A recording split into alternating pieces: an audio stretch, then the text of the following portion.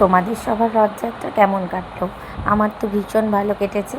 এই দেখো বোনেদের পুতুলের দোকানে দেখতে চলে এসেছি। এখন ওই বিকেল 4টে সাড়ে 4টে মতন বাজে। গৌতম দাদা সব পুতুল সাজাচ্ছে।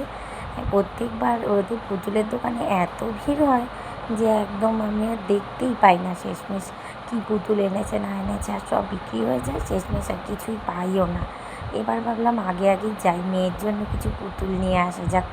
তো দেখো এই যে এখানে পুতুলের দোকানের পাশেই ওদের হচ্ছে আবার জামা কাপড়ের দোকান। তো সেখানেও গেছিলাম, আর এত সুন্দর সুন্দর পুতুলগুলো দেখে কোনটা নেব না কিছুই বুঝতে পারছিলাম না। দিয়ে আবার ভাবলাম যাই একটু জামা কাপড়ের দোকানটাও দেখে আসি, অনেক দিন যাওয়া হয় না। মেয়ে এখন ঘুমাচ্ছে ওর বাবার পাশে শুয়ে। আমি ভাবলাম ততক্ষণে আমি এই সমস্ত কাজ করে আসি, একটু ঘুরে আসি। তো দোকানে এসে তো এত জামা কাপড় নতুন নতুন দেখে মনে হচ্ছিলো সব নিয়ে নিই, কোনটা নেব আর কোনটা নেব না কিছুই বুঝে উঠতে পারছিলাম না। তো যাই হোক, এদিকে দেখো রথের আরও দোকান বসেছে পুতুলের।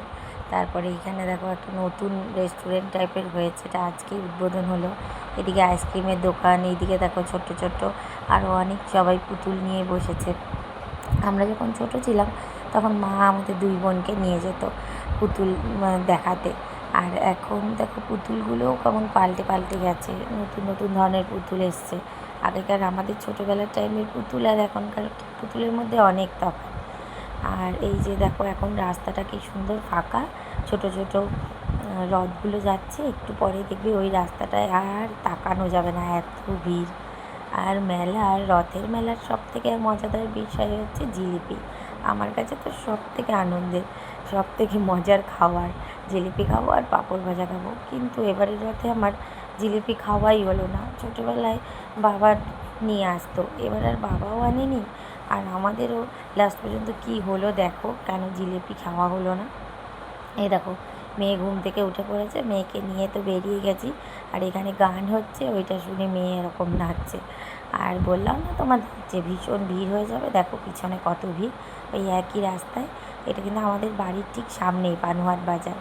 আর এইখানে দেখো কি সুন্দর এরা সব ড্রাম বাজাচ্ছে, সমস্ত মানে লোকজন এসছে, কত ভিড় হয়েছে। এই একটা রথ, রথের মেলা একটা আলাদাই আনন্দ। এই সমস্ত বাজনা বাজবে, সবাই মিলে রথ দেখতে যাবো। যদিও আমাদেরকে বেশি দূরে যেতে হয় না, আমাদের বাড়ির পাশেই, মানে রথের আওয়াজ শুনলেই আমরা বাড়ির থেকে বেরিয়ে আসতে পারি, এরকম একটা ব্যাপার। তো এই রথগুলোকে দেখো কী সুন্দর করে সাজিয়েছে। আর আমার মেয়েও দেখো রথের দড়ি কিন্তু ছেড়ে নিচ্ছে ওর বাবার সাথে। এত ভিড়, ভিডিও করতে গিয়ে আমি আর এখন রথের দড়ি টানতে পারলাম না। এই দেখো এত বড় বড় রথ, এর পিছনে আরও দুটো রথ আছে, 3টে রথ এরকম বড় বড়। আর যেগুলো আগে দেখলে ওগুলো তো আলাদা, এখানেও আরও 3টে পরপর এত বড় বড় রথ। ভাবলাম পরেরটাই টানবো, ওইটা ভিডিও করতে গিয়ে আর রথের দড়ি টানা হয়নি। এরপরে আবার মেয়েকে নিয়ে আবার গেছিলাম রথের দড়ি টানতে। রথের দড়ি টানা নাকি শুভ, রথের দড়ি টানলে নাকি ভালো হয়। তো যাই হোক, আমিও রথের দড়ি টেনেছি, মেয়েকেও টানিয়েছি। এখানে মেয়ে দেখো প্রসাদ পেয়েছে, প্রসাদ খাচ্ছে। তো তোমরা সবাই এবারে রথে কেমন মজা করেছো? বিকাল থেকে কিন্তু এখানে বৃষ্টি হয়নি, তাই জন্য লোকজন সব আসতে পেরেছে। এই দেখো এবার আমি এখানে এসেছি রথের দড়ি টানবো বলে, মেয়েকে বারবার বলছি যে একটুখানি রথটার দড়িটা টানো। বলছে আমি টেনেছি তো, আর টানবো না। আমি বলছি বাবার সাথে তো টেনেছো, আমার সাথে কেন? ও বলছে না, বাবার সঙ্গে টেনেছি, আমার টানা হয়ে গেছে, আর টানবো না। অনেকক্ষণ ধরে বোঝাতে এই যাই হোক, লাস্ট পর্যন্ত একটুখানি ধরলো রথের দড়ি। যাই হোক ধরেই বলছে চলো। আমিও ঠিক করে আর টানতে পারলাম না, ওকে বললাম যে আমার ভিডিওটা একটু করে দাও, সেই জন্য ও এবার এই ভিডিওটা করে দিচ্ছে। আর আমি যাই হোক রথের দড়িটা একটুখানি টানলাম। দেখো কত বড় রথ, কত উঁচু, এই যে চলে যাচ্ছে। এটা আমাদের বাড়ির একদম সামনেই, আমাদের বাড়ির পাশ দিয়ে চলে গেল। আর ভিড়টা দেখো শুধু, এত ভিড়, আমি তো বোনের দোকানে যাবো ভাবছি, তাই যেতে পারছি না, এত ভিড়ের মধ্যে দিয়ে মেয়েকে নিয়ে। হ্যাঁ, এটা কিন্তু আমার বাবার দোকানের ঠিক সামনেই, পানুহাট বাজারে এত সুন্দর রথ হয়। তো চলো এবার বোনের দোকানের সামনে আবার এসেছি। যাই হোক প্রথমটা দোকানের সামনে অল্প কয়েকজন লোকজন রয়েছে এখন। এবার বোনের দোকানে যাই একটু, দোকানে দেখো লোকজন রয়েছে, সবাই কেনাকাটা করছে। আমিও ভাবলাম কিছু কেনাকাটা করি, কিন্তু এতগুলো বাচ্চা কাচ্চা এসছে, সবাইকে নিয়ে একেবারে লন্ডভন্ড অবস্থা। এগুলো সব বোনের জায়ের ছেলেরা, এই যে আমার মেয়ে, সবাই মিলে এত মজা করছে। ওই মজা করতে করতেই টাইমটা কেটে গেল।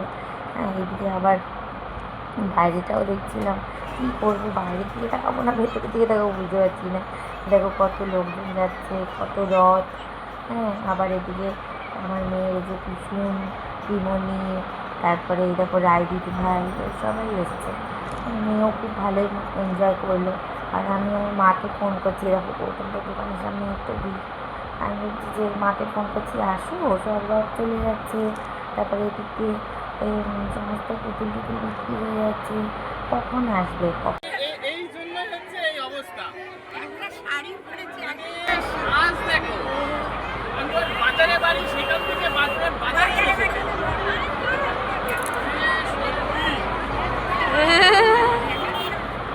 এই দেখো মেয়ে আবার বাবার কাছ থেকে ঠিক একটা বেলুন নিয়ে নিয়েছে। এখানে এতগুলো বাচ্চা কাচ্চা রয়েছে, একটা বেলুন নিয়ে আসলে হয়। আমি বললাম যে এখন এখানে বার করা যাবে না, চলো আমরা একটুখানি ঘুরে আসি বাইরে থেকে। এই অনেক জায়গাতেই তো রথ বসেছে, শুধু আমাদের এখানে তাই না। ওরা বাচ্চারা স্বাভাবিক কাঁদবে, ওই জন্য আমি বললাম যে এখানে এখন বার করা যাবে না বেলুন, তাহলে আর কয়েকটা বেলুন নিয়ে আসো, সবাইকেই দাও। দিয়ে বললো বেশ ঠিক আছে, তাহলে আসার সময় সবার জন্যই বেলুন নিয়ে আসবো। তারপরে দেখো যাচ্ছি রথ দেখতে।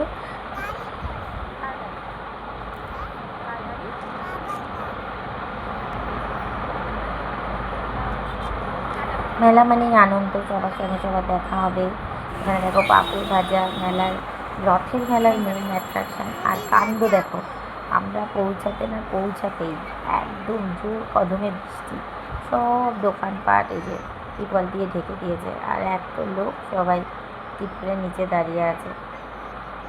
আর আমার মেয়ে যে কী হলো, বক বক বক বক করেই যাচ্ছে, কী যে বলছে।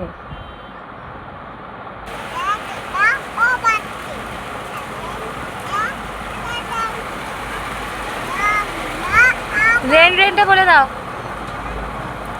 এই যে মিঠাই, এই যে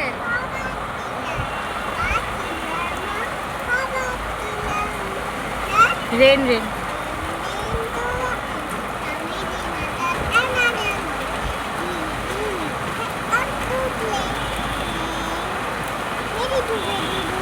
ভেরি গুড, ভেরি গুড।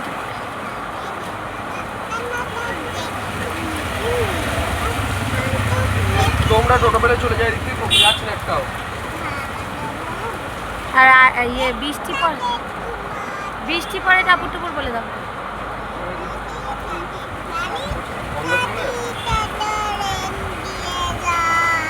বৃষ্টি পরে বলে দাও। বৃষ্টিতে ভিজে আর বেলুনও নেওয়া হয়নি, জিলাপিও নেওয়া হয়নি। এই যে একটা লজের ভিতরে ঢুকে কোনো রকম দাঁড়িয়েছি, তার সামনে এই পাঁপড়ের দোকানটা ছিল, একটা পাঁপড় নিয়ে তিনজনে মিলে কোনো রকমের একটু একটু করে খেলাম। বৃষ্টিতে একদম যাতা অবস্থা। তো তোমাদের সবার রথ কেমন কাটলো অবশ্যই কমেন্টস করে জানিও। আজকের মতো এই পর্যন্তই, দেখা হবে নেক্সট দিন।